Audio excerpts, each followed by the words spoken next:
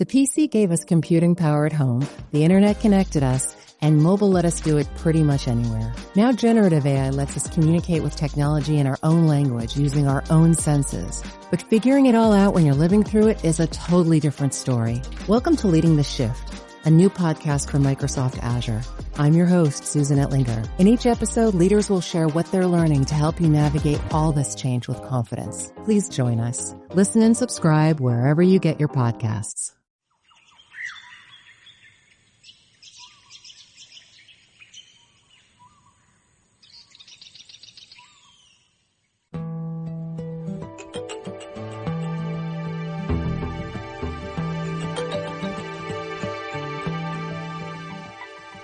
You're listening to the Animation Addicts podcast with the Rotoscopers, episode 95, FernGully, the Last Rainforest. Not Lorax approved.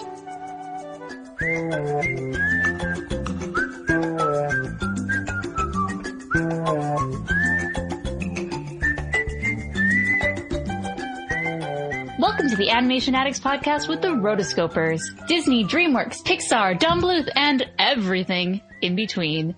We're your hosts, Morgan Stradling, Chelsea Robson, and Mason Smith. Say hello, everyone. Hello, everyone. Perfect. I fell for that. So for those of you who are new to our show, the Animation Addicts podcast is a show about animated films. We are devoted and we are obsessed with the world of animation. So this episode and this podcast really gives us an opportunity to geek out and fangirl and fanboy about the films that we love. And we were sort of doing, it seems like we've done quite a few films that deal with environmentalism recently on and off. And so, of course, we had to hit one of our favorites, which is FernGully, the Last Rainforest. So that is the movie that we are going to be reviewing today. Yeah. Which, can I just say, it's not as bad as I guess people, I thought it would have been. Even though I liked this when I was younger. Well, after our discussion on Once Upon a Forest, I wonder if some of our listeners were all excited to hear what I had to say about this film. Be like, oh, Mason's gonna hate this film because he's Mason. but you know what? I hate to disappoint you, or maybe I won't disappoint you, but I actually kind of had a fun time watching it this time. I still want a diesel car, but it's a clean burning diesel, but it wasn't that bad, and I think this will be a good, surprising episode for all of our listeners. Oh, I love the thunder tube. There's been a lot of thunder here in Texas. We've literally had rain. We've literally had rain for 14 days straight. Yeah. Whoa. Arizona doesn't have rain like that, but... Well, according to this movie, the trees make the clouds, and so I'm going to go chop down a few trees after this episode so that it won't rain as much anymore down here. I mean, we're out of the drought, Yes. We can start chopping down trees again. Lighting fires, So we also have another update. Can we talk about Patreon? Yes. Oh, absolutely. So we also have another update that is really, really exciting. We have officially launched our first Patreon page. So for those of you who don't know, Patreon is a platform that allows content creators to get paid for the work that they provide for free. Those who want to provide a little extra and get some perks while they're at it, they're able to support these content creators, basically, which gives them the ability to put even more content out there. We at the Animation Addicts podcast, we have been very, very consistent about releasing an episode every 2 weeks for the past 3 years. And I've been very proud about that. You don't go 2 or 3 months without an episode. We put a lot of time into these episodes and making sure that we deliver them for you guys, the listeners, so you can hear us talk about a new animated film. But we haven't been able to go weekly, and we haven't been able to, do this news show that we've been talking about. And with Patreon, this allows us to get compensated for the time that we're putting into the podcast, and which will also allow us to do even more podcasts for you guys. It's really, really awesome. I'm a patron myself of a different podcast. And basically the reason I'm a patron of that podcast is if that podcast went away, my life would it'd be very sad. So I just donate a certain amount a month. and I'm very happy. I have lots of perks that happen. And with the Rotoscopers Patreon, there are tons of perks that we are giving for supporting us at different levels. We have a patron-only Facebook group, so that way you can interact with us, the hosts, and the other patrons, and just, get to know the community that much more. We have monthly call-in shows where you guys can call in and ask us anything, and we can it's basically like a free-form show where we can just talk and nerdy couch discuss and all sorts of things. And then, there are even more perks as you donate at a higher and higher level. We're just doing a monthly contribution level instead of per episode, because some of our goals is once we reach a certain level per month, we're going to start releasing on a weekly basis. We're going to start doing a news show. So all that information is at rotoscopers.com/Patreon or rotoscopers.com/patron. And you can check it all out. We have an awesome video that the three of us worked on explaining Patreon a little more. I'm just so excited about this. What are you guys? Oh, I'm so excited. Yeah, well, you'll see in our Patreon pitch video that you get to see us like in our houses, like hanging, like walking around and in our natural element. And basically what this Patreon subscription will do is bring you closer to us. If you can't get enough of me, Morgan, and Chelsea, then this Patreon is really for you, because you're going to get even more content than normal. It's not that the podcast or our YouTube videos or the site is going to change at all. We're still going to have our presence there. But if you want even more Rotoscopers, then we invite you to participate in as a patron of the Rotoscopers. Absolutely. And it's still free. Everything that we're doing now is still going to be free. This is an obligation for the show to continue. It's for those who just want a few extra perks and want to see the show grow ultimately. So on that note, let's jump into our nerdy couch discussion.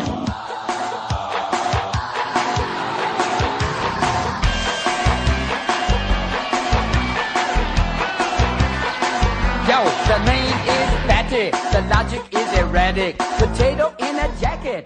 Toys in the attic. That's right, folks. We rarely have a nerdy couch discussion anymore these days. I feel like we have plenty of small nerdy discussions within the main discussion of the episode, within the stuff that we review. But it's been a while since we've taken the time to have a set aside themed discussion on the nerdy couch.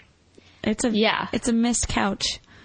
Oh. I know. I miss my butt grooves. This is us.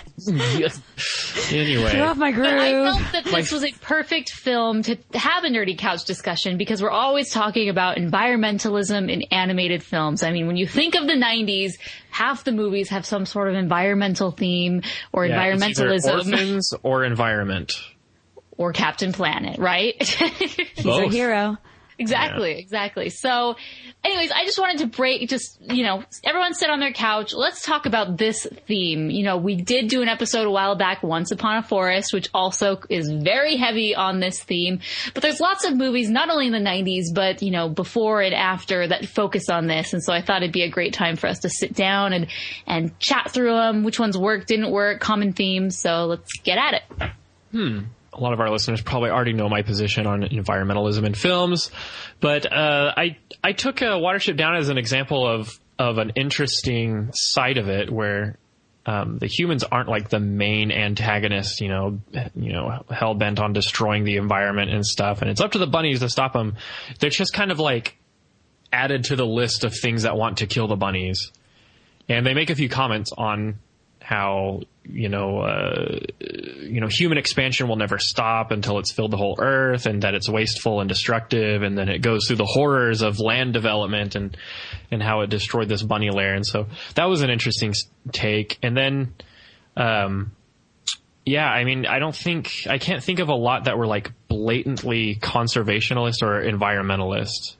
Maybe the Lorax. Oh, definitely the Lorax. See, as I was watching this movie, I just kept thinking of all these movies that kind of took from it. See, FernGully was probably the very first of my recollection that was complete conservationalism, environmentalist. And that was just my whole outlook on this film.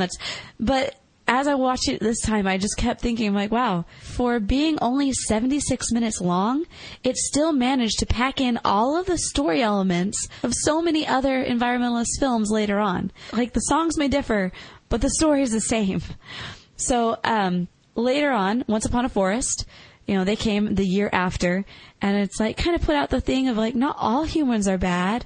And then later, obviously, for me, it was like Pocahontas. Come on. Can you hear the colors of the wind and hear the trees talking?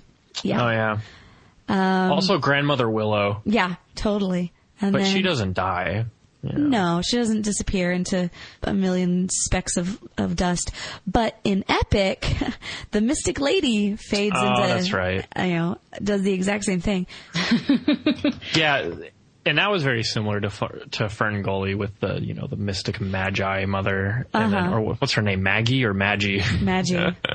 Yeah. Epic wasn't so much about the forest versus man. It was like... who is the villain in Epic? Mandrake.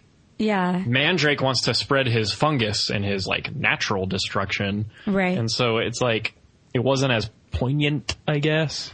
But my roommate had the family fun edition of this DVD, which had a bonus disc of all of the making of FernGully. Oh, okay. So in the making of, it goes on to say that the story of Hexxus actually comes from some Australian legend that there's this actual destruction, this creature that lives inside the volcano that will come out and destroy everybody else. So this movie was kind of their way of saying that the Earth's natural destruction coupled with man's desire for destruction will be a terrible combination.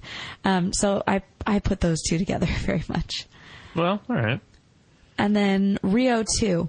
The loggers. Oh, yeah. Okay. Yeah, I get all that. So they'll see, it seems like FernGully, like, there were obviously films with conservational messages before FernGully, but I feel like this was like the biggest and the loudest up until that point. I believe so, yeah. And there's so many films that like take elements from it. Yeah, like sure, Pocahontas, but like Avatar. That was like, it had so many parts that were like FernGully. Yeah. Down to the becoming one of them, thing, and like living amongst them and learning their ways element, down to the giant tree that they all hide in at the end. It's true. So it seems like all those films have like similar themes to FernGully to where it, it's almost like it's not copying of it, but it seems very derivative of FernGully. Yeah, and it might just be like part of this topic. The topic of saving the environment, saving the trees, save the rainforest, all maybe have certain elements that, okay, if you're going to do a movie about it, you have to include, person shrinks down to, fairy size, blah, blah, blah. If we could live amongst them. Yes, if we could live amongst them, then we could see their point of view. Like, I feel that's a topic that, helps you better understand, like, oh, I don't want to pollute anymore because there's animals that, I'm not trying to say that I'm like against, or for pollution. I'm just saying that is a topic that we seem to see in films about conservationism. Sure. But I was thinking of a few other movies, and they're not necessarily like environmentalist films per se in the way that FernGully is, but just bear with me. So there is Pompoko, which I don't know is it's a lesser known Studio Ghibli film. And it's very much like Watership Down in the fact that there's these kind of raccoons called tanuki who are trying to save their land basically from Japanese urbanation. So, urbanation, logging, those sort of fall in line. And so they try to like fight back against the humans by using like magical powers and a bunch of stuff. It's very odd. But that's, a perspective of people are taking our lands. Princess Mononoke. Ah, yes. Nature versus in the which nature itself is totally violated.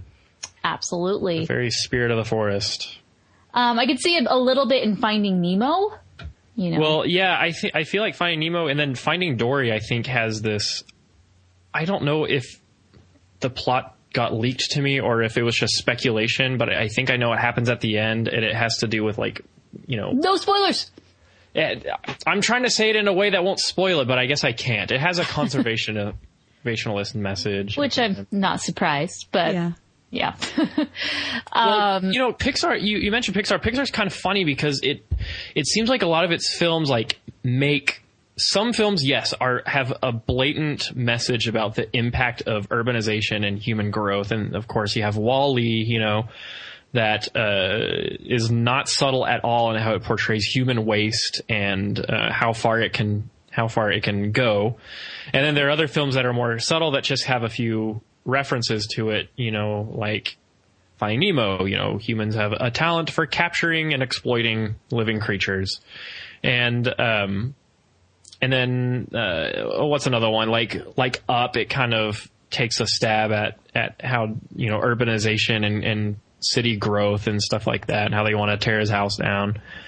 And then there's Cars that just has no references at all to saving the environment. They're all gasoline cars. Well, no, there's in Cars 2, there's the fact that they're moving to the electric car, or like this alternative form of energy, you know, and it's all against big oil, because the global villainous big oil ring is the one that, you know, is getting all the money. All the broken down Fiats are the bad cars that want to keep their oil money. Yep. I forgot about that element. I just remember explosions. Yeah, so it's very green. That movie, when you think of it, it's very like pro-green, you know, new ways of finding energy and whatnot, which is kind of what these movies in the early 90s were. Just, we have a different talking point. You know, we can talk about green, we can talk about new energy, whatnot. Electric cars, I don't think that was something that was really progressed too much back in the 90s. Another one is Ponyo. This is one that is very, very prominent. People have asked us to do this a long time. Ponyo's like this little fish, and she lives in the ocean, and she's constantly surrounded by pollution around her home. And the humans in that movie, they take the ocean and the sea for granted. They think it's like a nuisance in the fact that it floods their island homes, and they don't really recognize the power of the ocean and how it's this great natural resource. In that film, it's just like, the ocean, it's always getting in the way, and people are just polluting it as a result. So, that's Studio Ghibli very much. We've already listed, 3 different films of theirs. This is a kind of a message they like to talk about in their films. Yeah. Well, I feel like we've covered a lot of them. When I took a film class at BYU, we watched an animated film called The Man Who Planted Trees. Have you ever watched that? No. It's it's old, but it's not like super old. Then I'm not interested. Just kidding. I don't know. And the whole film's animated, but it's animated with it has a very painterly quality. In fact, I think that every frame was literally hand painted. And it's I forget the story, but it's about a man who planted trees, and it obviously has some sort of like kind of spiritual metaphor behind the planting of the trees and stuff like that. But I do remember that. And then there was a Lorax back in the day, like before they made the CG one. Yeah. Nice. So why do you think we've seen so many of these animated films that are focused on this topic? Do you feel that, is it because animated films and films in general kind of give someone a platform to talk about their message? Or is it just because it was a hot button topic at the time? Like, why so many? Well, as far as a hot button topic, I don't think there'll be a time when environmentalism will ever not be a hot button topic. I think it's, a sentiment in our society that is here to stay. But I think you were right when you said that animation as a storytelling medium is definitely a platform for exploring and addressing issues and views that are important in the world today. And I'm just going to say, I think it has a lot to do with the fact that it goes to kids, or at least people think of it as something to kids. And so they want to start people young thinking about these things, thinking about how, we need to not pollute the earth, and thinking about how we need to plant seeds, and mystical ladies fade into nothing every once in a while. And, these things we need to think about. Think of the fairies, kids. Don't kill the fairies. Yeah, think of the fairies. Well, why don't have unicorns anymore? Hello. Exactly. I think that's a really good point, Chelsea, because for better or worse, kids are susceptible to messages, in a cartoon film. Like, it can be done. And in as much as producers still believe that animation is a kid's medium, it can be used to propagate certain viewpoints and calls to action. And, of course it's up to the parents whether they agree or disagree with it. I haven't really come across an animated film that was blatantly, totally opposite of my views. Some of them were just annoying by how obnoxious they were. And that's really my beef with the whole thing. Like, honestly, my views are not contrary to what a lot of these movies want to share. But for me, it's almost like I just get annoyed with the fact that it's just the same plot elements over and over. And I just feel like, come on, it's the easy way out. Okay, I'm sorry, it's the loggers. Yep, the loggers are the one that at the end, it's like, the butler. The butler always done it. Well, yeah, how is this different from any other type of, film, a horror film? There's always these stereotypical elements or a romance film, they're going to fall for each other. The bad guy's always the guy with the mustache. Yeah, exactly. Yeah. There's all these things in films that we're always going to see, and within this, subset of films being environmental films, I think there's just certain elements that you have to hit because you necessarily you want to hit them, or they just will help you share your story a little more. Well, I don't know. If we want to dive more into the theme or like the element of like the villain in these films with a conservationist message, I think like the slide rule of tolerance for Mason is whether or not they completely vilify mankind by default as inherently destructive, wasteful, selfish, lazy creatures, or if they separate the careless and the neglectful ones who are poor stewards of the earth versus the ones who strive to maintain some sort of balance or give back to the earth after it has been taken away from.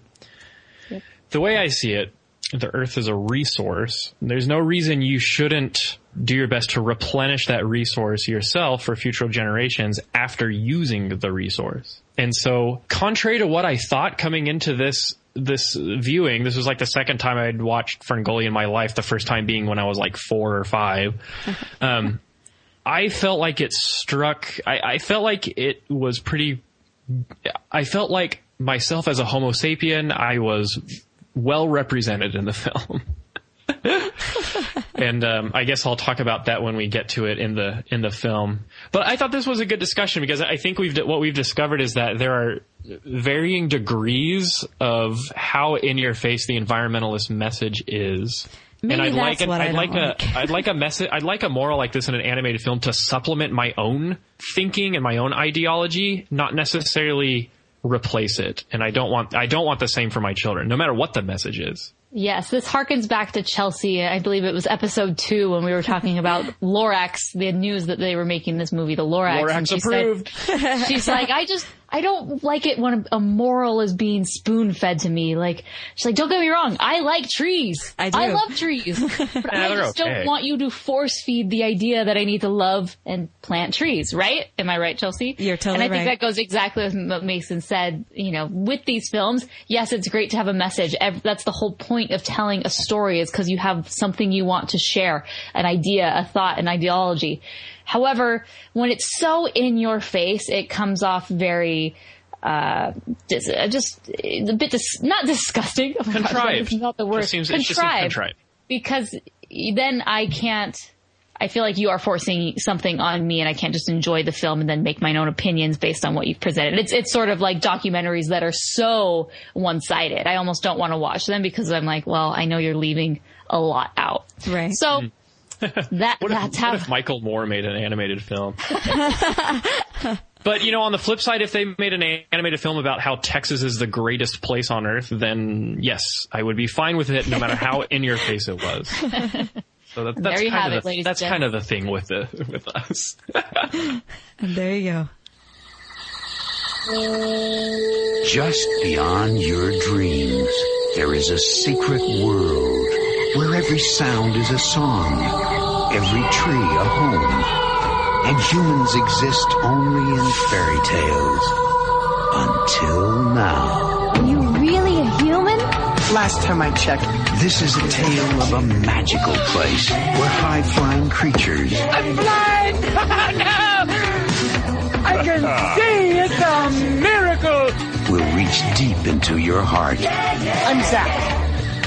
I'm Crysta. 20th Century Fox invites you to witness the wonder. This is so incredible! Spread the word. How can you live without trees? And plant the seed to save a place called FernGully. The Last Rainforest.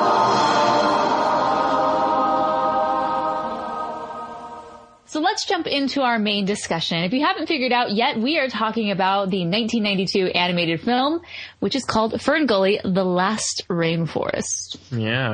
And if you want to talk about FernGully and discuss it with your friends, specifically on the internet, don't be a noob and say it as 2 words. FernGully is all one word, you know? Yeah. Like when Harry Potter's like, diagonally. Exactly. Did you say diagonally? That's what I thought. But yeah. And also, The Last Rainforest. Can we talk about that? Apparently, this film is set in an alternate universe where there's but one rainforest left on Earth. Yeah, I was going to talk about that because I'm like, even in the 90s, there were plenty of rainforests left.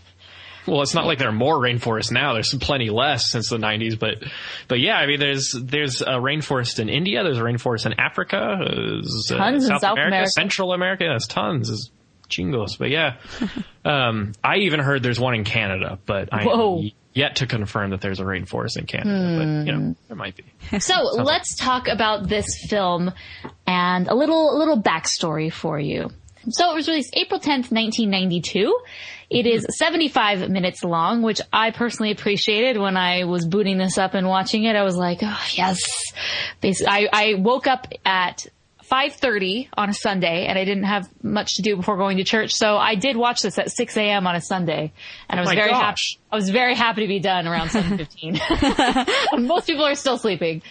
Dedicated. Anyways, I know. It was done by quite a few production companies, Croyer Films, A Films, and FAI Films, but it was distributed by 20th Century Fox, which is probably the more well-known entity. The budget was $22 million, and it did okay. It did $32.7 million. However, this, to me, its legacy is that just as a kid in the 90s, I just remember seeing this film all the time. I remember them showing video, it. Man. Home video, it was shown in school a lot, like on Earth Day. Oh, yeah. And, you know, anytime they wanted to kind of show a movie that had something to do with the Earth and saving the Earth, like FernGully ended up being it. So it was actually pushed back from a release date in November 1991 because they wanted to avoid competition with Disney's Beauty and the Beast. Now, if you don't remember, this is also an issue. This is an issue that our friend Don Bluth faced with his movie Rockadoodle. And so it ended up competing head to head with Rockadoodle, the poor thing. But I know the Duke didn't hit the roof until much later. So, and lastly, directed by Bill Croyer, obviously of Croyer Films, which I'm interested to see. What did they do? Did they do anything else other than that? Oh, actually, they did a few little things here and there. They did mostly title animation sequences. For example, Honey, I Shrunk the Kids, Christmas Vacation, Jetsons movie. They also did a few things in the early 90s, some additional animation for The Thief and the Cobbler, which makes me really sad because... Oh, that makes him the enemy. Yes, that is not Richard Williams. That we're not going to talk Croyer Films Doom anymore. On you. Doom on you. They did do Bobby's World though. I appreciate that. His voice freaks me out. You know what's interesting about this film? Croyer Films actually started out as kind of like, you know, real effects. They just started out doing mostly commercials. And then these two guys from Australia walked in and they just said, hey, we want to make a movie. And we'll front it if you make it. And they're like, okay, why not? And so... $signs. Right? And so what happened was they only had 13 people working for them at the time. They took a small little field trip to Australia, and they spent about a couple, you know, like 2 weeks or so in Australia, and they just spent time in the rainforest. They spent time just going around and getting ideas. And after they got home, from the time they got off the plane until it opened in theaters 2 years later, they had to grow from 13 to over 200 and get the whole thing written, storyboarded, drawn, inked, and painted, and filmed. And I was like, whoa, that's a lot to do in 2 years. So they hustled. Oh, with the $22 million behind them, I mean. But yeah, I mean, that's an incredible production schedule for 2 years, you know, going from, you know, 13 to over 200. It's really interesting. And the good thing for them is that this movie wasn't really a flop. I mean, it made a budget. It made its budget back, and people my age remember this. You know, it was really funny. Sometimes on the film we talk about, or on the podcast we talk about first thoughts and recollections. And I just, you know, remember seeing this, you know, from time to time. But I was at a pizza parlor a few weeks ago, and they have this little kid area with some, you know, blocks and mini kid chairs. And there was a movie, and they were playing a VHS copy of FernGully, The Last Rainforest. And a testament to this movie is there are about 5 children who were just engrossed with this movie. They were sitting around, they were watching, and this movie obviously did something for them where they wanted to sit down. And I think maybe it was the fact they'd probably never seen it before. I think fairies are interesting. The bat for children is interesting. But anyways, I saw that and I just sort of did like a mini fist bump. I was like, yes, yes, animation wins again. This was actually the very first film, period, to ever be shown in the UN. On Earth Day, of course. You're kidding me. No. And it was just like... What, did they gather all the world's leaders around and were like, hey, we're all going to watch FernGully? Basically. They actually had Olivia Newton-John being like the person that was introducing it, saying, this is a wonderful film that will change children forever. So, here. Let's get physical. Let's get physical. Olivia Newton-John? Yes, Olivia Newton-John. But one other cool thing about not just the production of this, but how its legacy has kind of continued on. I actually was able, like I mentioned, I had the Family Fun edition of this DVD, which has 2 discs, and it had the making of, and in the making of, the director said that his wife was the one who was in charge of all of the hiring, and that she did such a great job in making it such a cohesive group that to that day, every 5 years, they still had a reunion for all of the crew, and sometimes 50 or 60 people would show up. And one thing I had a question on is if anybody who is listening to this goes to that reunion, I want to know if it's still going on, and 2, can we come too? That would be amazing. My 10-year high school reunion is coming up, and I have no interest in going. However, you gotta go. I would love to go to the 25th anniversary party for FernGully. So much more. And I don't even know anyone there. How do you go to the FernGully? That's why we're putting this out there. I want to go. If anyone is out there listening and you were involved in FernGully and you're going to the reunion, then please let us come. Exactly. Please let us be your +1. Yeah. +3, make it. Okay, so let's go into the movie. All right. Whenever I do my research for these films, I always look on the IMDb message boards. Got to. Yeah, I totally did this time too, and it just made me laugh. I thought it was so humorous looking at some of the recent posts. The top one was, am I alone here, or is Crysta hot? Capital H-O-T, question mark? Yeah, that's by this one dude, and then the same guy has another on the top recent posts. The same guy that says, bump if you think Crysta is hot, all caps hot.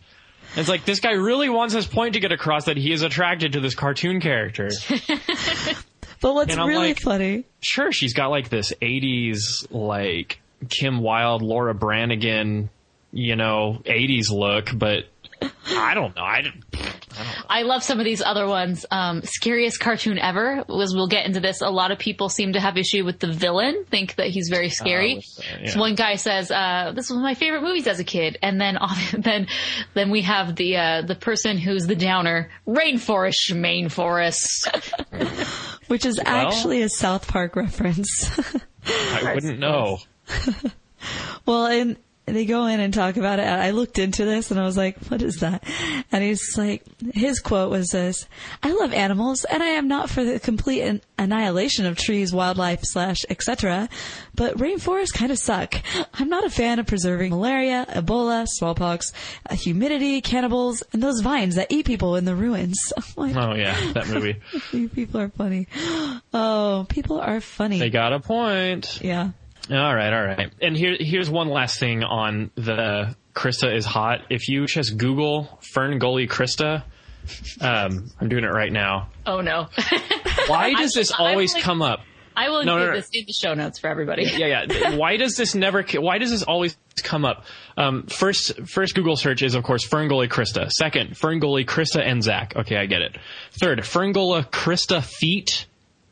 What? Like, the whole foot fetish thing is that prevalent to where it's the third most popular search for FernGully Crysta. The other ones are FernGully Crysta costume, FernGully Crysta doll, and FernGully Crysta's father. So it's not like the usual Google search suggested, searches, but I don't get the whole feet thing. Anyway, I just think it's funny that there's always that entry when you Google things. Yeah. I'm going to look for Grandmother Willow and see if someone searched for Grandmother Willow feet. Was it just me, though? Or Grandmother Willow hot. Yeah, Grandmother Willow cosplay hot. You know who you are out there. Or does she remind you of Demona from Gargoyles? Because that is all I could think of. All she needed was a little headband thing, and it was Demona's little cousin.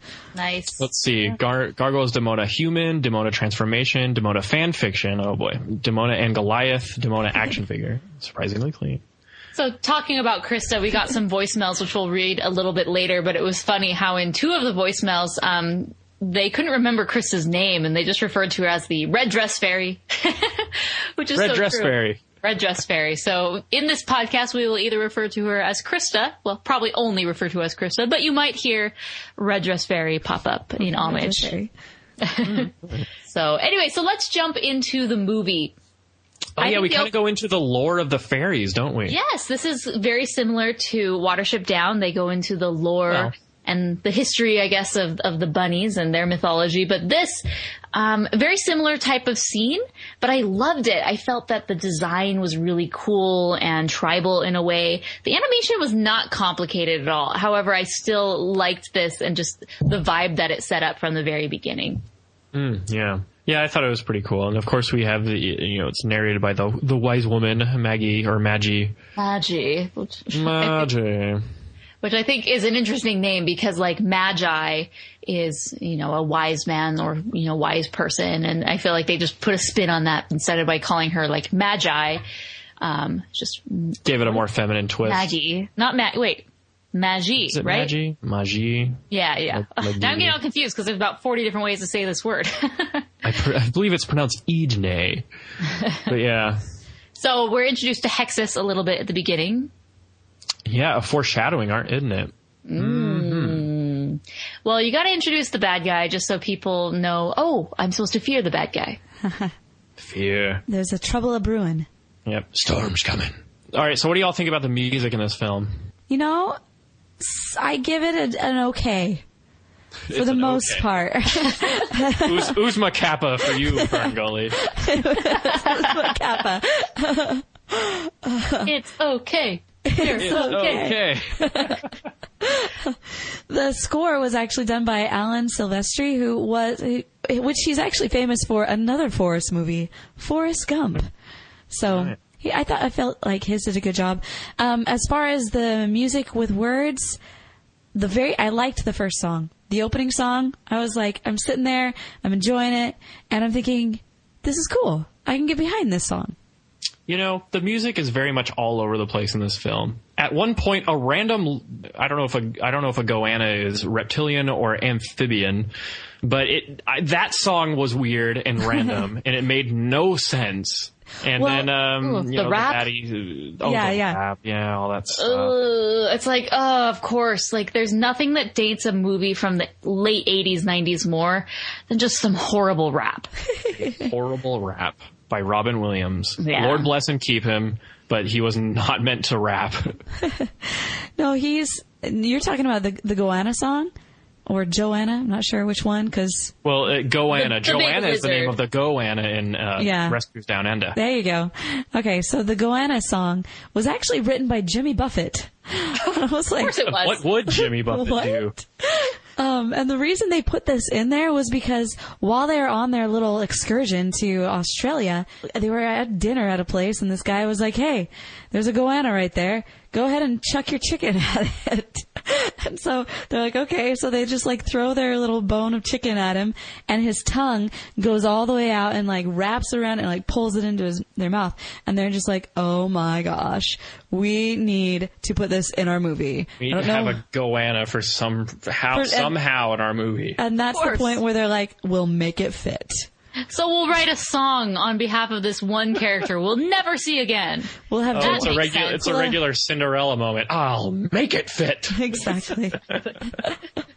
I think the music was neither memorable nor very cohesive to me. Like there isn't like a one song from this film that I remembered. No. Or that even got stuck in my head or anything. Yeah, that little opening, like Chelsea said, was okay. Like, I remember enjoying it at the time, but I can't tell you anything about it. Yeah, no, I can't. And I know there was this horrible rap. My name is Batty, and that's all basically I know. And and there is the very somewhat sexual villain song, which I guess we'll talk about later. That's interesting. Yeah. But yeah, that deserves its own discussion point. Yes, when we get there. There's one thing I do know is that panpipes are sexy, and Mr. Redhead Mullet Fairy, what's his name? Pips? Christian Slater. Woohoo, man. Yeah. Slater. That's like such an extreme last name. If your last name is Slater, you're like either a parkour guy, a base jumper, or like a surfer. Isn't there a surfer with a last name Slater? Kelly Slater. And Surf's Up. Yeah. Well, and he's a real life too, but yes. Yeah, I know that, but he's also in penguin form. Yes. Yeah, I like him a lot. You know, sometimes you have these male foils that, you know, the girl's supposed to like, but she doesn't for one reason or another, and she likes the forbidden foreign guy. But I liked this guy. I thought he was kind of, like, there was nothing Gastonish about him that made me not like him. Gaston, of course, being the worst. Or Coco, you know, Cocoam, there's nothing wrong with Cocoam. I always liked Cocoam. There really wasn't. Pocahontas made a poor choice. Absolutely. Yeah. Well, I mean, I don't know. John Smith's charming and all that, but Cocoam's a warrior, man. He can protect Pocahontas. Yeah. Anyway. Yeah, I don't really mind him either. I like at the end where she totally runs off with him. Right. Well, they couldn't make him the foil particularly, or the bad guy in any way, because there's already too many bad guys. There's too many bad guys, one, but also, like, she's gonna end up with him inevitably. Like, you know, they're from two different worlds. We can't have the human and the fairy together. I don't know why not, because later they talk about, like, oh, you're so different than us, and I'm sitting here thinking, like, no, like you're physically, your bodies look exactly the same, except for you have pointy ears and fairies and he doesn't. Also, he wears much more clothes than all of you. Yes, that's true. Yeah. Well, one thing I do disapprove of this character is his choice of friends to run around with. They're like, who are these guys? They don't even look like fairies. No, yeah, and they're not even like real fairies because they don't have wings and they have to fly around on these beetles. Yeah, you know, in Epic where they had those like Manite fairy dudes that were like running around with Mandrake, it's kind of like that. They're like a different species. Okay, so let's go into just like the fairy world. I think that's one reason why kids like this movie so much is because it's fairies, and fairies are fun and they can fly. And I really kind of thought it was cool that every fairy had like a certain glow behind them, kind of reminding me a little bit of lightsabers when they flew. Although it seemed everyone had the same color blue. Or was it green? But Crysta had a different color. And I don't know if that's just because she was like, you know, Magi in training or, you know, old lady to be in training. But hers was different than everyone else's. Because at the very end when they're all flying in that big circle, they're all similar except for her. Oh, yeah, that's a good point. I noticed that some of them seem to have different glows, but then they all turned into the same glow at the very end. Mm-hmm. She's the chosen one. Yes. That's why she's getting all these Magi lessons. I always loved Magi because she was like this old lady, but she had long hair. And I know that sounds really stupid, but not every old lady can pull off long hair. But she was cool, and she had sort of this like really bubbly, bulbous dress. And then when she flies, there's like flowers follow behind her, and so ooh, there's something special about her. She creates life wherever she walks. Oh yeah, that's true. At least they're realistic about animals killing other animals, because when she goes above the canopy, the hawk almost kills her. Yeah. Well, I think it is interesting that she's never been above the canopy before. I mean, she's never been above the surface. She's never been... Well, how are fairies created? I mean, are they still created from the laugh of the first child that broke into a million pieces? I know, but that's the question. Like, that's weird. At what point in time was she like born older, or was she like No, I think she's just been super sheltered, and we just happened to witness her one time where she went got up to the surface and touched the butt. Well, we don't really go into like her upbringing besides you. Nothing happened. But yeah, they don't really go into her upbringing. She has a dad, but he's just kind of like, "Hey, what's going on?" That's like all he says. He's like the Sultan from Aladdin, basically. Yeah. I would, I heard there's a sequel. Not sure if it's a prequel or a true sequel, but I'm kind of interested in her backstory. Find this, I could delve deeper if they did a good job, which they won't, so let's never talk about it again. Never talk about it again. Okay, so then, we're introduced to, Magi. She's the creator of everything. And, with this seed, help it grow. To me, like, that is something that always stood out to me about this movie, is this, like, glowing seed that if, you stick it in your hand, it glows, and then, so you stick it in the ground and things will be okay. And that really comes full circle later with Zach. When this happened, I totally had one of those moments where I was like, I totally remember myself doing that after watching this. And later on when she's just like, oh, can't you feel its pain? Like, I totally remember myself like pretending to be Crysta in that way of like, oh, the tree is in pain. Don't rip off its limb. Exactly. But I totally, one of those funny moments that this really does make you, I think that's one of the reasons why you liked it, because it had the mystical elements plus a little bit of, down to earth. Get it? Yeah. What's with the birds? The two birds were like, hey, where are you going? You can't just go over here. Yeah, the guard birds that are super stylized and we never really see them again. Yeah, they look like Zigzag from totally Thief and the Cobbler. I kind of have an issue with this movie because the character designs are all over the place. Like, those birds look really cool. They're stylized, like you said, they kind of look like Thief and the Cobbler-ish. And then you have the fairies that are kind of realistic to the most part, and then you have humans. Some humans are realistic, and then you have like the two dopey humans who are super characterized, and big noses and everything's out of proportion, and then you have Hexxus, which is like whatever he wants to be. I was sitting and watching this movie with some friends, and my one friend, the moment those guys showed up, he was like, it's Fagin. I'm like, it is. It's Fagin from Oliver and Company. Nice. So anyways, that's just one thing I noticed. Oh yeah, and then of course there's the warning, of course Hexxus is trapped in a tree, but I saw the smoke. Oh, they're probably humans. Well, can't they just release Hexxus? And she's like, there isn't a force in existence that can release Hexxus. And I'm like, except for superior American engineering, we'll just cut down that sucker with this unrealistic giant tree cutting machine.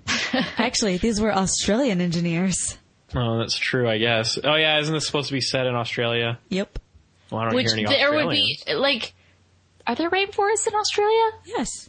Apparently. They went to the rainforest in Australia. That's what the whole first part of my little thing was. I know, but I feel like when I think of Australia, I think of like the outback and the desert, and I don't imagine too many areas of it having. I just saw Mad Max, so I have a very different idea of how Australia is. Because I feel like the only reason I say that is if this film was done by an American company, I think it would be set in South America, which is like the more traditional type of rainforest that you're used to. Well, I mean, it's totally debatable, and I understand your frustration because it's like it's supposed to be set in Australia, but no one's Australian in it. Yes. Apparently these are American contractors.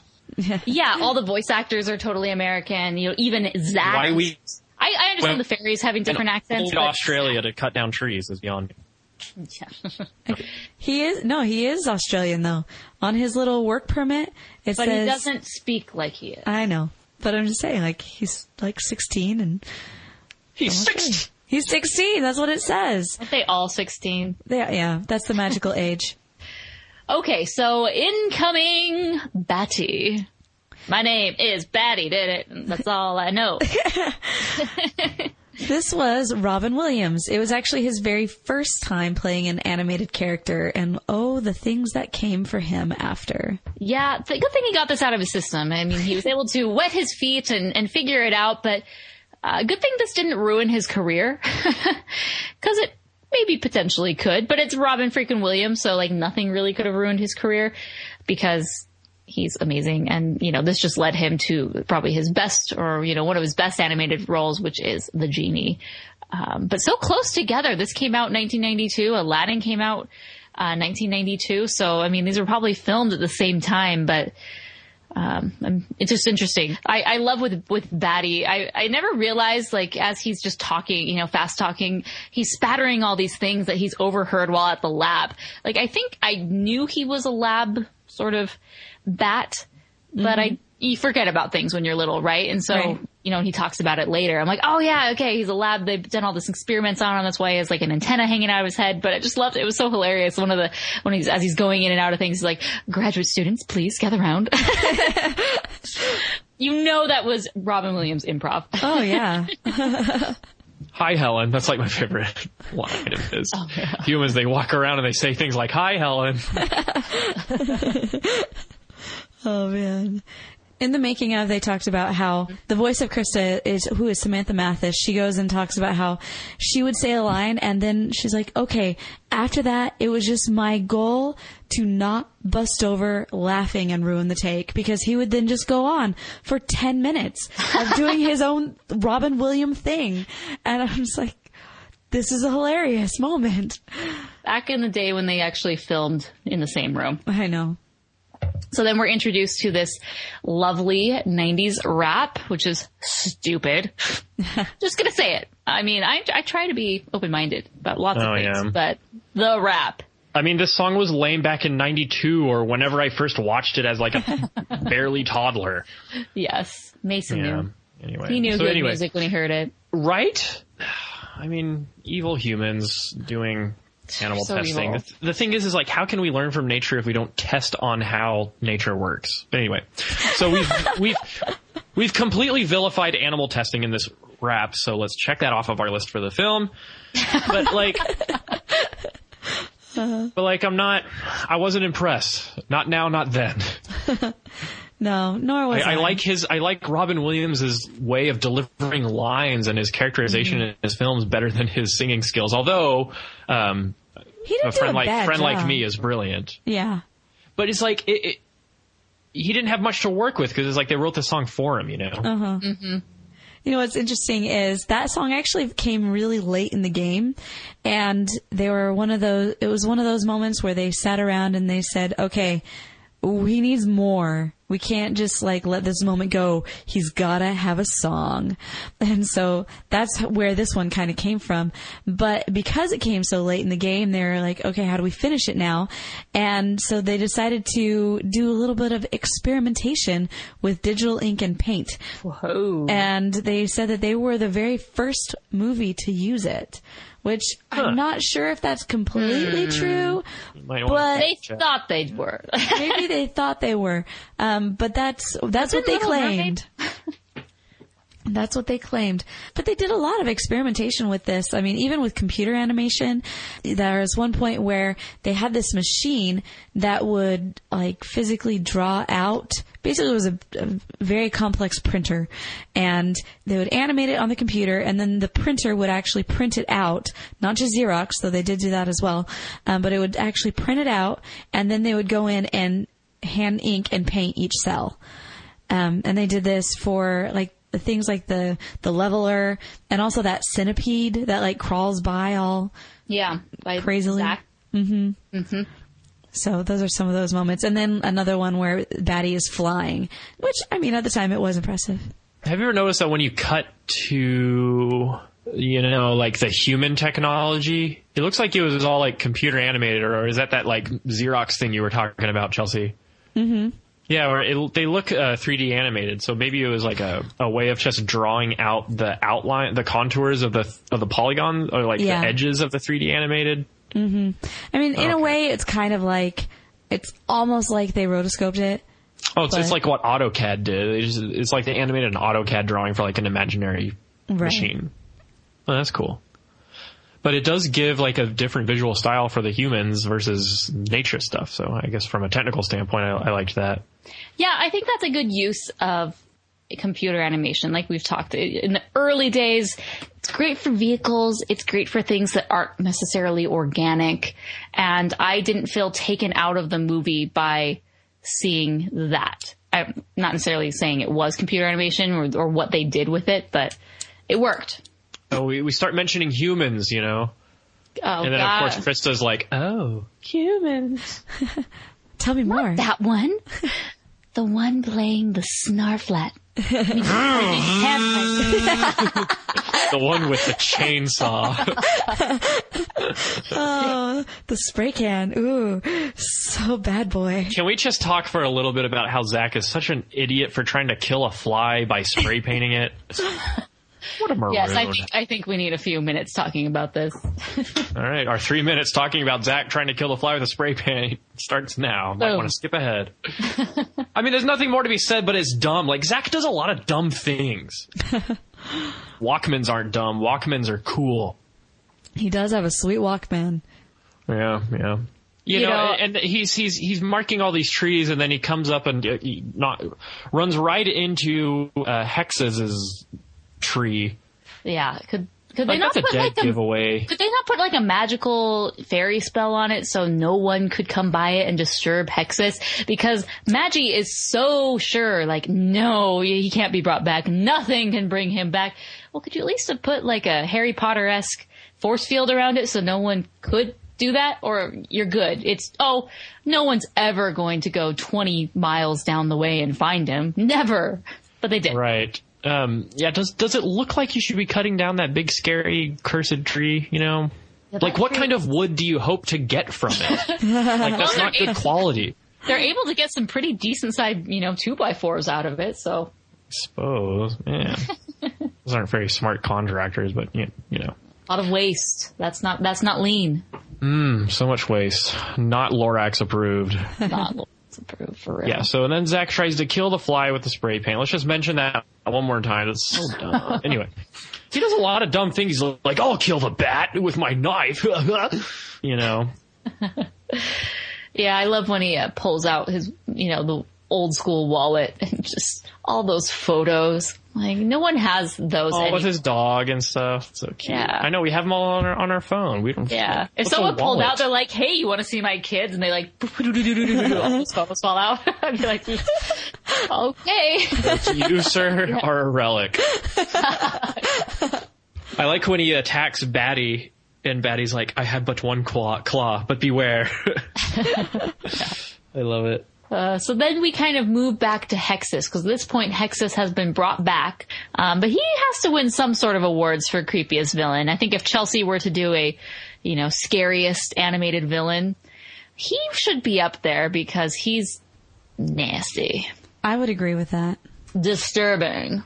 I think he's even more creepy in his, little Grimer form, Hexxus use sludge, it's super effective. It's just all the little noises, he's giggling and sputtering and blooping and splooshing, and that's good animation. Like, I think Hexxus is my favorite part, animation-wise of this film. Yeah. Like, Disney was accomplishing, around that time, I think the movie as a whole suffers in the animation department, but I mean, obviously they tried their best, and, I could never do anything like that, by myself. But Hexxus, when he's just kind of sludging around, I was really impressed by it. Pretty cool effects. Mm-hmm. I don't know if I like him as much in his second form when he's just, kind of a blue guy. Ooh, I kind of like him. I think him. he's so creepy because he has the bones of and the skeleton of a human, and you start to kind of have this uncanny valley, not totally uncanny valley, but he's kind of becoming like one of us. He kind of looked a little bit like, just the whole transformation for me was a little bit like in Aladdin when Jafar turns into the genie, just kind of like the shape and kind of like how he's moving. And then after that, it was, what is that guy? He's in Nightmare Before Christmas. He's like the guy with Oogie Boogie? Yeah, Oogie Boogie. He totally reminds me of Oogie Boogie right there. You're joking. I can't believe my eyes. Just like that? Exactly like that. So then we go back to the fairies, and, we have Zach, and he's been shrunk down, and he's trying to, show off to Crysta, kind of. I don't know. And he shows her fire. And like, really? You're telling me she's never seen fire before? She lives in a rainforest. I'm pretty sure there's been occasional, little fire outbreaks here and there.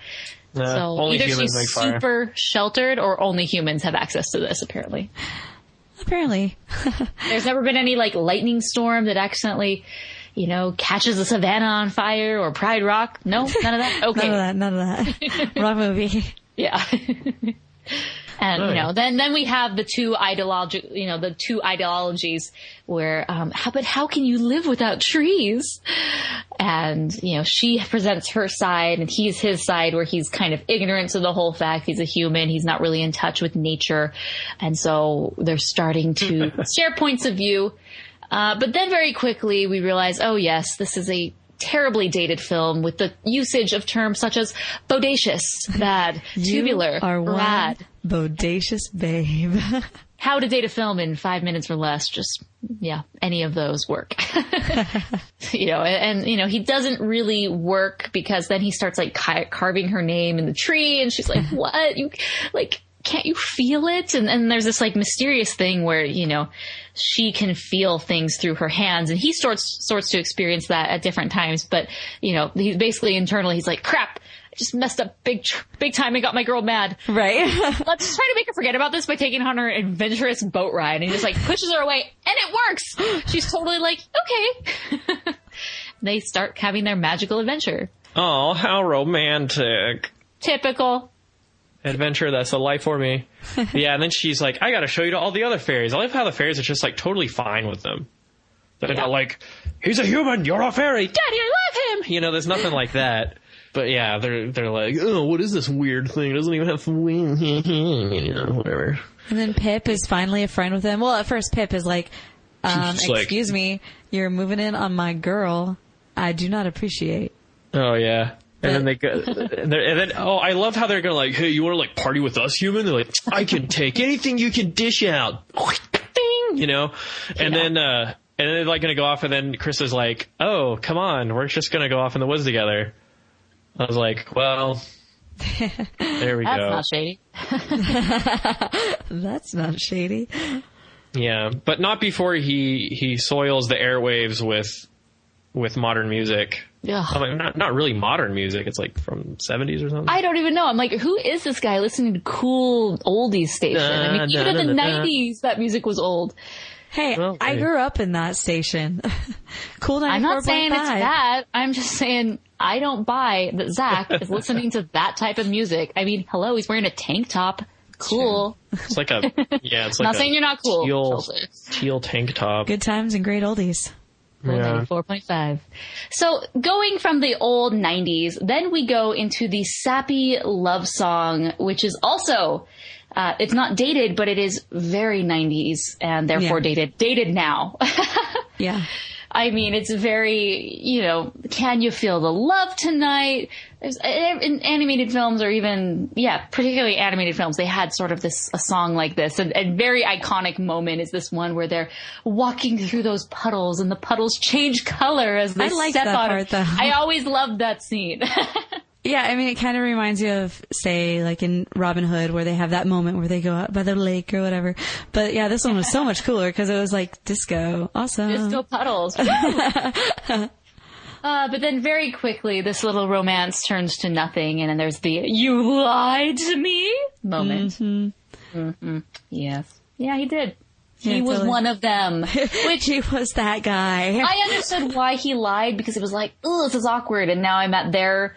I'm stuck in this form because of her, so I need to kind of appease her because I kind of want to go back to being a human, personally. Right, yeah. So, yeah, anyways. All the different fairies, they come together and they're kind of flying in this big circle, and then I'm thinking like, why do all the old Magi's always have to die? This is like Kung Fu Panda, where the tortoise just floats away and turns into, the elements. She does it. I know there are a few other films where that happens, but I'm like, I'm thinking Star Wars, Obi-Wan Kenobi, that, he just sort of disappears and lets himself die or get killed.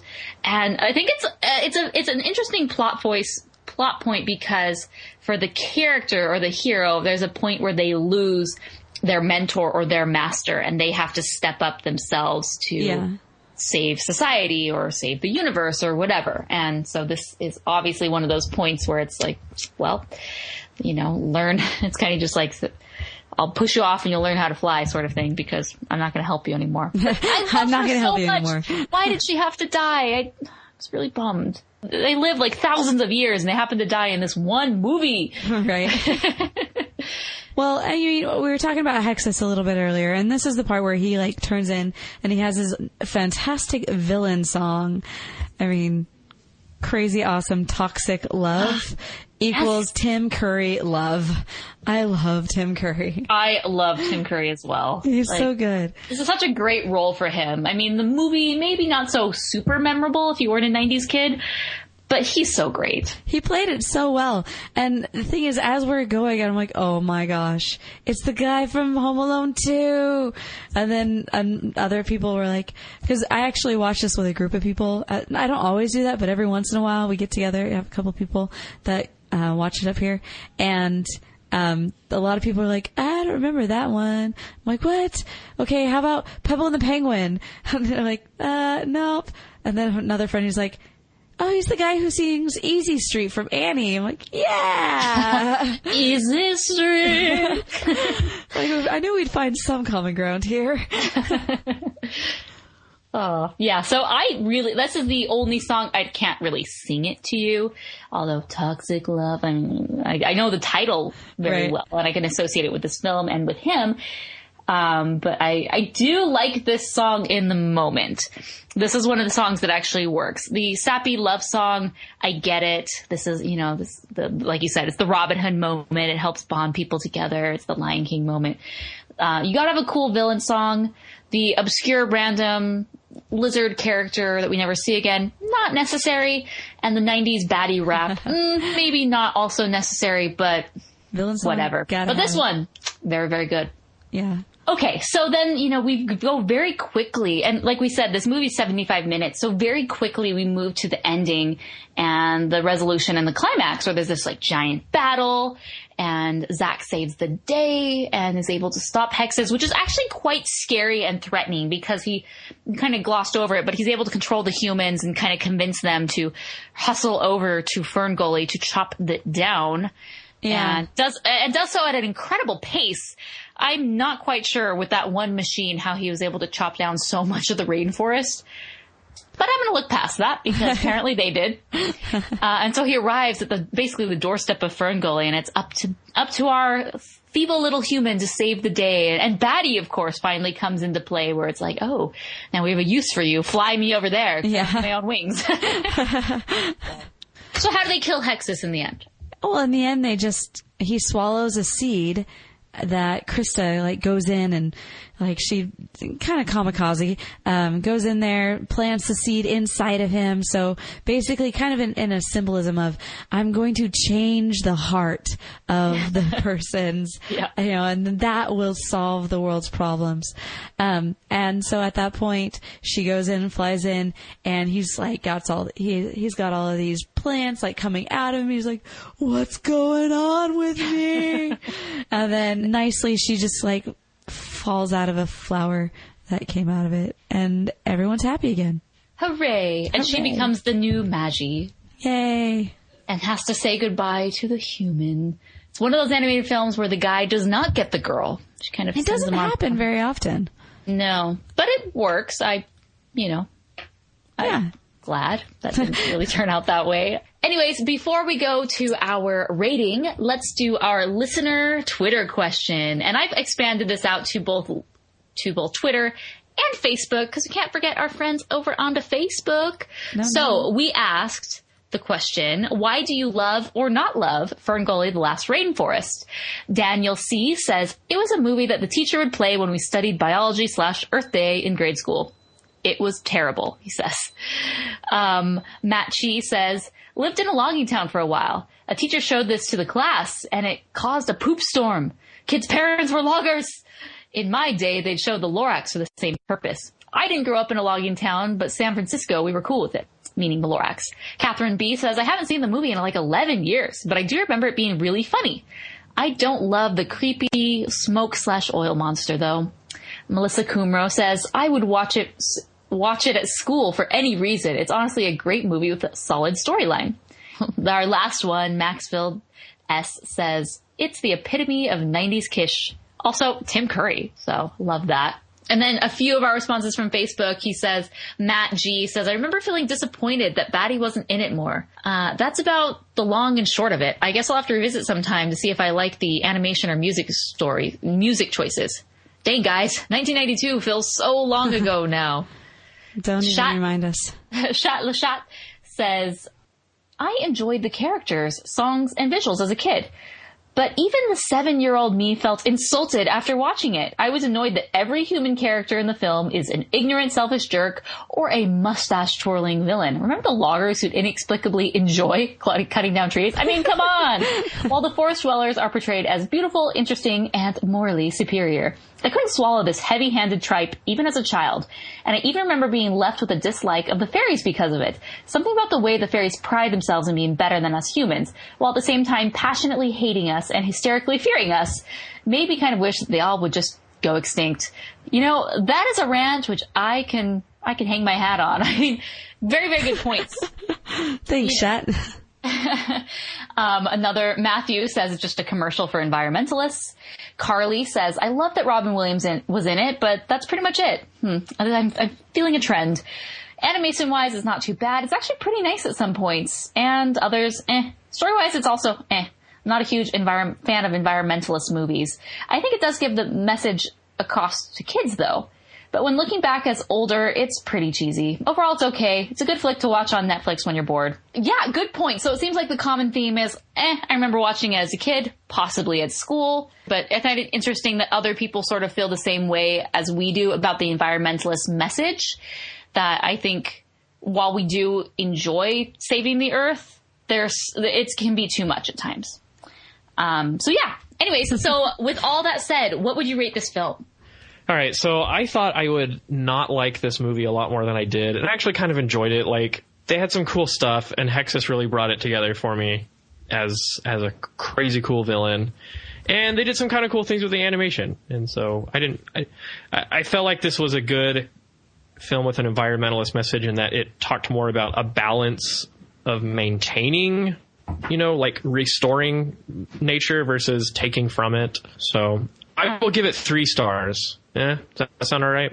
All right, give it 3 stars. Take it or leave it. It's about all I can do. And I mean, this wasn't as bad as the film as I thought it would be, I guess. Mason gave it a 3. I'm thinking I'm not able to give it that much. I think 2.5 for me. I mean, it was watchable for sure, but it's not something that I'm like, I want to watch it again. Yay! So that's where I'm at. I would give it, 3 stars, to be honest. Like, I don't hate this movie. I actually somewhat enjoyed it. Like, when we were saying that we were going to do this movie, I didn't go into this being like, oh, I gotta watch FernGully. Great. It's not really what I'm into. So, and like I said, the plot is actually pretty good. I like how tight it is. It doesn't go off in too many weird ways. Yes, we do have, a side character who's a bit goofy, maybe not necessary.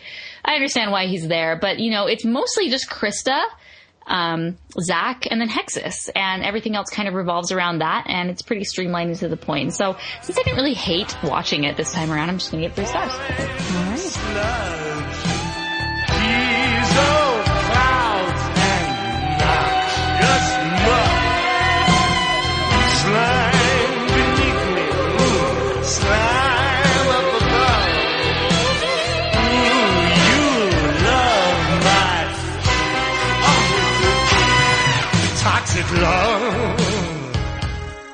All right, so now we have the exciting opportunity to hear from you, the fans. Let's hear what Dion said. Hey guys, okay, I'm so excited you're doing FernGully. I absolutely loved this movie. I still do to this day. I think that some sequences are so beautiful, and just remarkable. I think some of these scenes still live up in the lushness of their art today. The magical, mystical elements really resonated with me. I just remember writing stories or basing art projects on the world that Crysta and Zach lived in. I was definitely pre-internet fan fiction going on right there. The whole save the planet, green living, humans are evil, and oil destroys everything theme was so on point for the time as well. Captain Planet ruled our prime time along with Widget and other ozone-friendly programming. This villain scared me witless. Oh my gosh, I remember as a lad I even had a nightmare or two. I mean, Hexxus, just saying the name gives me the creeps. I can just hear his hiss-like voice. The music was so forgettable though. This is definitely no Ashman or Menken collaboration, and I think that the lack of good music contributed to this not standing the test of time. Musically, there is an interesting side note to remember here, is that for Elton John, this was his first foray into animation, and without this, FernGully, we may not have had The Lion King in its current state. Go FernGully! Clearly, I've got immense nostalgia for this film, and I'm rallying behind that. I actually think first-time viewers will enjoy this more than they think too. I mean, Roger Ebert gave it a 3-star out of 4-star rating, so how bad can it be? First-time viewers go in with an open mind for a little treasure that has since spawned or inspired a multitude of lesser copies. Here's looking at you, awful, Epic, Ant Bully, Strange Magic, Avatar. Till next time, guys, thank you for the consistent, exceptional quality podcast and site. Endless appreciation. Bye! I love how bad can it be? It's Elton John.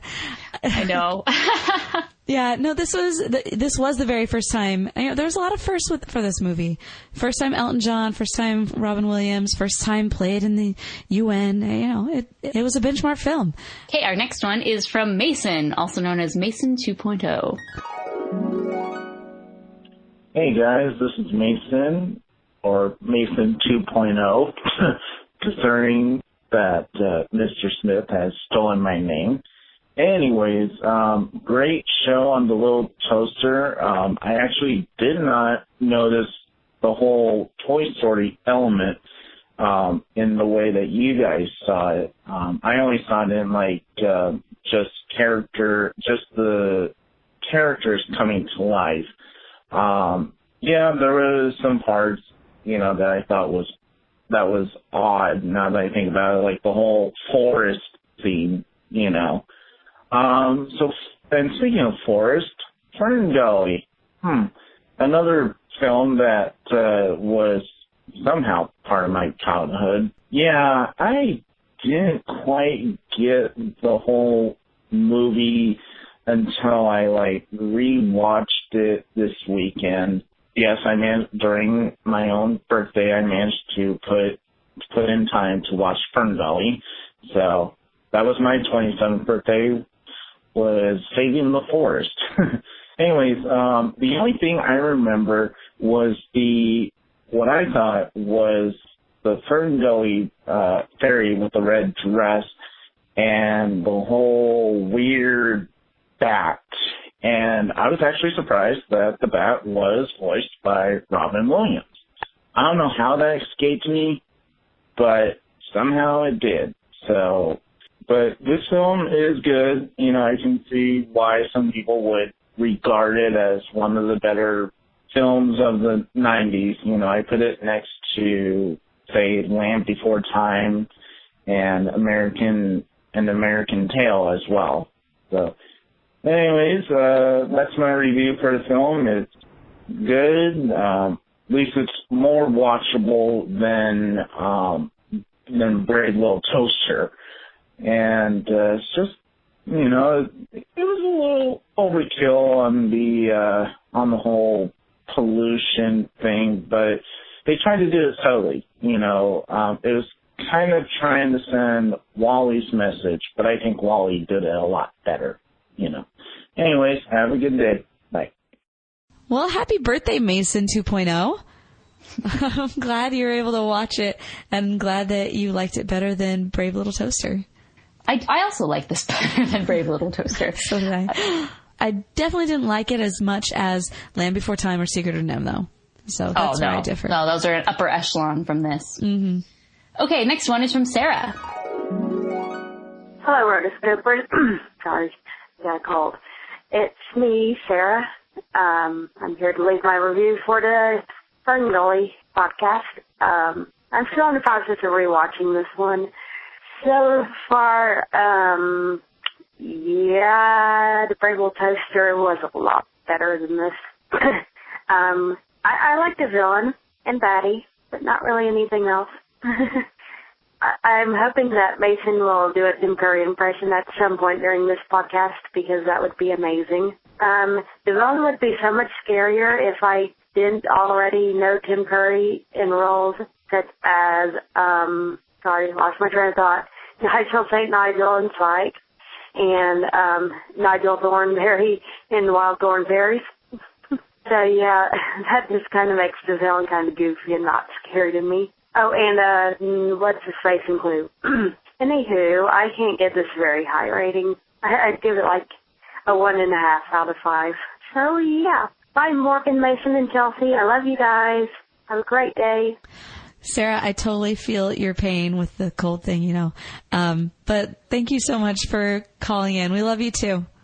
I don't think Mason did an impression in this podcast. He's not with us for the voicemails because he was having bad internet connection, but we'll try to get it on maybe if we do FernGully 2. Actually, I don't think Hexxus is a character in that movie, but let us never speak of FernGully 2 again. Let us never do that. Hey, Morgan, Mason, and Chelsea. It's Marky. Here you guys are doing a review on podcast on FernGully, The Last Rainforest. So I just called and thought I'd leave a voicemail. This one might be quite short because I honestly can't remember that movie all that well. I saw it only once, and it was about, 6-7 years ago. And I had heard about the movie, and I knew Robin Williams was in it, so I said, hey, let me give this a watch. And like I said, I really don't remember the movie. So I just remember I wasn't a fan of it. I remember being bored by the whole premise of the movie, and the only redeeming factor I found in it was, the late Robin Williams as Batty Coda. And then I actually put myself through the torture of watching the sequel, which that's another fun barrel of monkeys right there. But so I ain't got much to say about FernGully, but looking forward to hearing what you guys have to say. Bye. So speaking of FernGully 2, dang it! We have Mark, and I've never seen the sequel. I guess I'm somewhat familiar there was a sequel, but I have no intentions on watching it. I second that. All right, and last but not least, Miss Katie.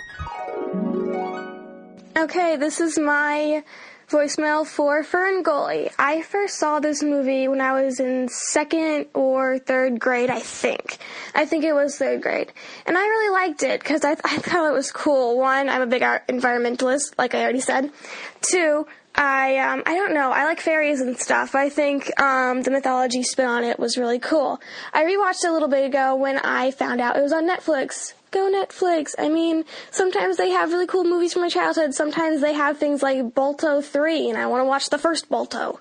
My favorite parts, okay, so it has like 2 weird songs in the movie, which I'm sure you guys will talk about, but it's like the creepy, oily, toxic song, which I like the animation during that. I think it's like the toxic moving and sticking and oil and stuff. It looks really cool. I always found that entertaining.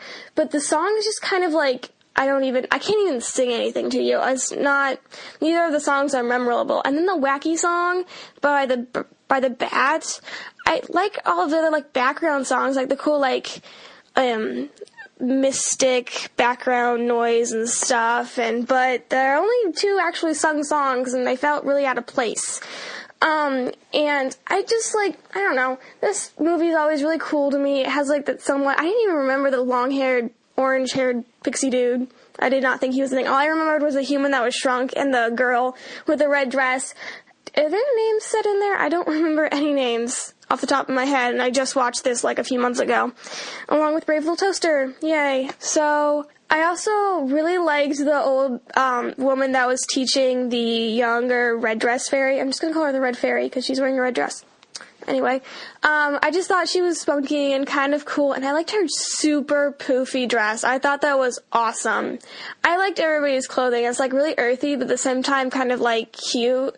Like the red dress girl was kind of wearing like a Tinkerbell-ish dress. The top was a little more jagged, I think, but like the bottom was almost the exact same.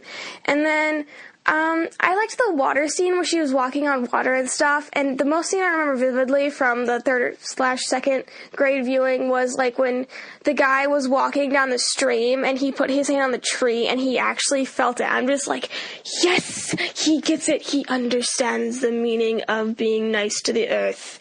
I think it's very important for people to realize that we are killing this earth, and I do not like logging. That's bad. And by the way, I do not think they pinned all of the blame on humans in this one, like I think you said in the Once Upon a Forest episode. I think it was just that there's this like evil spirit of pollution and bad stuff that kind of took over their vehicle, and the humans were just kind of collateral damage. They're just like, oh, this is our job, we're doing it. Oh my gosh, something bad happened. We need to stop. We're wrecking things. No, get out. And they tried to fix it the best they could. So you guys are awesome. And I have a quick request for you guys. Mason, you are going to hate me, but I want you guys to do My Little Pony Friendship is Magic Equestria Girls. Yes, and Mason, I do request you be there. I think that would be awesome. Love your guys' podcast. You're hilarious. Bye.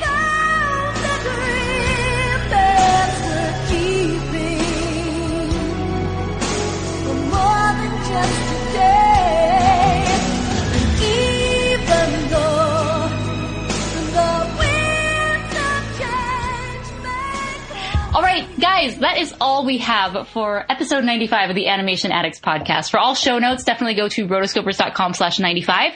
That's where you can find links to buy the soundtrack, to rent the movie if you don't have Netflix or Amazon Prime. You can watch it for free there. But if for some reason you're itching to own this on Blu-ray, I have all those links right there. Also a few links to particular things we talk about in the episode in particular. So go check that out. It's a great resource. Also, when you're there, give us your review of the film. What did you like about this film? What didn't you like? Start the discussion in the comments below. The three of us are in the comments, for about a week or two afterwards, commenting with you guys. It's a lot of fun to hear what you guys think about the film. To contact us, send us a voicemail at rotoscopers.com/voicemails, 406-646-6575. That's where you can give us reviews of upcoming films that we're going to do, and try to keep them short. We have about a 2-minute limit, so try to keep it about that 2-minute mark, so that way we can include so many, because I'm so happy we're getting so many more voicemails now, which is great. So yeah, give us a call. And of course, the newest thing, which I am so excited about, is Patreon. This is a way that you can support us by providing a monthly contribution to keep the show running. We have various perks and things that you guys will get for being a patron, such as access to the patron-only Facebook group, our monthly call-in show where you can ask us anything. And I'm really excited for that, because it really will just be like a grab bag of all sorts of animation discussion that we can't really talk about on the normal show, because we have to be very focused on one movie. But that's going to be awesome. So definitely subscribe and support us on Patreon, rotoscopers.com/Patreon or rotoscopers.com/patron, in case you spell either way. You could also support us by using our Amazon affiliate links, rotoscopers.com/Amazon. We also have some international links. Our friends at Canada can also use rotoscopers.com/CA. And for other countries, go to the show notes to use that link there. If you like audiobooks, we've got you covered with Audible, rotoscopers.com/Audible. And of course, if you haven't gotten your hands on the Rotoscopers t-shirt, give it a buy, rotoscopers.com/store, and you can pick one up before they're gone. They are running out, and we are giving some away for different levels of being a patron. So if you want one, definitely get it, because we are not going to reprint these ones. Anyway, subscribe to us on iTunes. Leave us a review. We love when you leave us a review. So thank you to those who have. It's an easy way to support the show. And yada, yada, yada. I mean, you guys hear this every single time I say the same stuff. Social media, Morgan Stradling, Mason, SMTX, and Chelsea Robson. Boom. Yay. That's it. So people have suggested that we keep our calendar on the front page of the website. A lot of people like to look at that because it gives people a chance to watch the film in advance. So if you don't know what I'm talking about, if you go to rotoscopers.com and scroll scroll all the way down to the bottom, that's where I have a list of upcoming films. So we're going to do Simpsons movie next, and then Peter Pan after that. So I'll have links where you can rent or buy the film so you can keep up. And yeah, get ready for the Simpsons movie. Chelsea! Yes! Yay! This is our moment to shine. It is. All of our Simpsons knowledge coming together. Boom. So until next time, that's all we have until we visit the amazing world of Simpsons. So until then, we are the Rotoscopers. Like up for my alarm in the morning.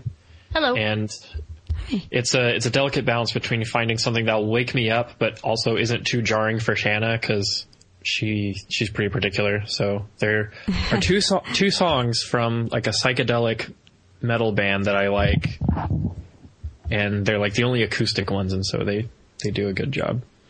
Oh, I thought you were leading into this with there are 2 songs from FernGully. Humans! They should do like a hard rock version of Toxic Love. Toxic Love. Significant amount of rain for May. Like, honestly, it feels like San Diego right now, which really? We should be in the hundreds, and, you know, getting to the point where you're like, oh, summer. Arizona. Summer, perpetual nice. summer. Yeah. It like the whole weather changed over here, and I've never had a problem with allergies, but this year, holy mackerel, it killed me.